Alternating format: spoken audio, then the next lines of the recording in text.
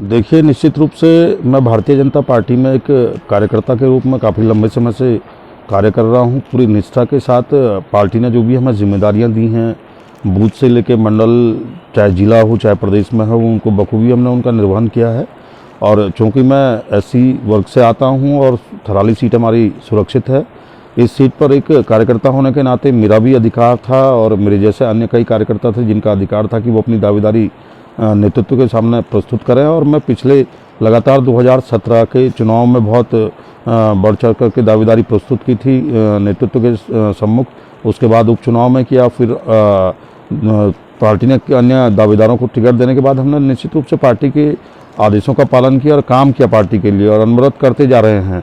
और इस आस में कि अब के बार जो भारतीय जनता पार्टी का अपने प्रदेश में नारा था कि भाई युवा सरकार युवा नेतृत्व, तो उससे हम जैसे जो युवा हैं उनको बड़ी आस जगी थी कि इस बार युवाओं का जो नेतृत्व है वो ज़रूर प्रदेश में रहेगा।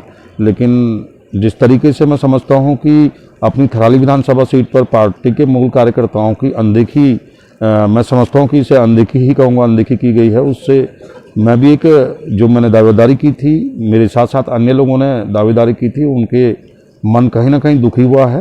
और इससे ऐसा प्रतीत होता है कि भाई किसी को भी कहीं से भी जब इच्छा हो तो उसको प्रत्याशी बना दिया जाए और पार्टी के मूल लोगों की इसी तरीके से अवहेलना की जाए, तो ये निश्चित रूप से बहुत दुख का विषय है। युवा की बात आपने की, युवा सरकार की बात आपने की, अगर बलवीर भुइयां को अगर पार्टी टिकट देती तब क्या आप करते हो? तब क्या पार्टी के साथ बने रहते या फिर ऐसे ही आपके तेवर रहते? देखिए, ये मेरा अपना विषय है, मैं अपने दुख को व्यक्त कर रहा हूँ आपके सामने। मैं मेरे तेवर चाहे कैसे भी हों, लेकिन एक दावेदार के रूप में मन बड़ा आहत हुआ है, क्योंकि मैंने पूरे समय भारतीय जनता पार्टी के लिए पूरी निष्ठा के साथ, बहुत ईमानदारी के साथ पार्टी के लिए काम किया है। पार्टी ने जो भी हमें आदेश दिए हमने वो काम किए हैं, चाहे वो 2014 के लोकसभा चुनाव के, चाहे वो सदस्यता का मैंने काम यहाँ पर जिम्मेदारी के साथ किया। तमाम जितने भी काम दिए गए, पर जिले में जिला उपाध्यक्ष रहा, अपने एससी मोर्चे में प्रदेश का उपाध्यक्ष रहा, और जितने भी मैं समझता हूँ कि अनगिनत हैं, मेरी प्रोफाइल जो मेरे नेतृत्व के सामने है वो उनके सामने मैंने प्रस्तुत की थी।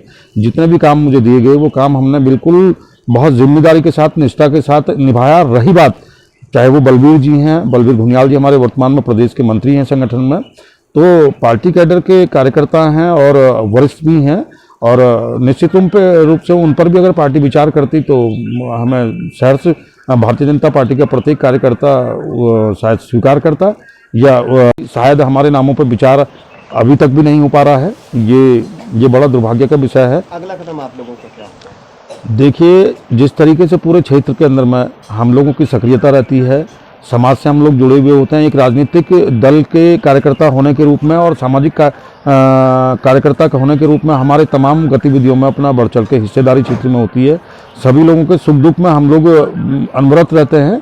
मैं इस बात को भी कहना चाहूँगा कि बहुत सारे लोग जो हमारे, जिन्होंने ये आशा और उम्मीद लगाए बैठे हुए थे कि भाई इस समय जो है कि युवा सरकार युवा नेतृत्व है, तो थराली से युवा को भारतीय जनता पार्टी मौका देगी, तो उन लोगों को भी बहुत आहत पहुंचा है, बहुत ठेस पहुंचा है। मेरे लोग हैं जो हमारे समर्थक हैं या हमारे जो जानने वाले जो लोग भारतीय जनता पार्टी या हम पर हमारे किए हुए कामों पे या हमारे विचारों से हमसे वो लोग जुड़े हुए हैं, उन लोगों से हम लोग राय लेंगे। क्योंकि अंतोगत्ता लोकतंत्र में जो भी है, लोकतंत्र के अंदर में जनता ही सर्वोपरि होती है, लोग ही सर्वोपरि होते हैं। उन लोगों से हम इस विषय पर वार्ता करेंगे और अपने आगे के जो निर्णय होंगे उनको हम सहज क्षेत्र के लोगों के ही अनुसार हम लोग आगे जाने का प्रयास करेंगे।